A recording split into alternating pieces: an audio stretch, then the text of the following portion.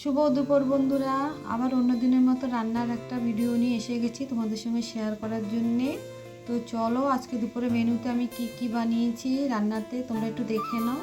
তো এইখানে আমি আজকে মাছ মাংস রান্না করিনি, আজকে সব সিদ্ধ হয়েছে। তো এইখানে আমি মসুরি ডাল সিদ্ধ করে নিয়েছি। এখানে আমি পোস্ত, পেঁয়াজ পোস্ত দিয়ে আলু আলু চোখা বানিয়েছি। এখানে শুকনো লঙ্কাও দিয়েছি।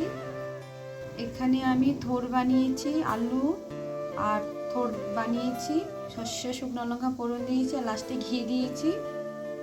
এখানে ভেন্ডি সিদ্ধ করেছি দুপুরে খাবার জন্যে। এখানে শিম সিদ্ধ হয়েছে।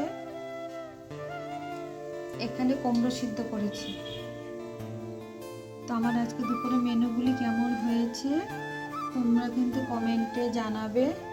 ভিডিওটা ভালো লাগলে লাইক শেয়ার কমেন্ট করে দেবে। আবার নেক্সট কোনো ভিডিও নিয়ে আসবো। আজকের মতো নমস্কার, বাই বাই।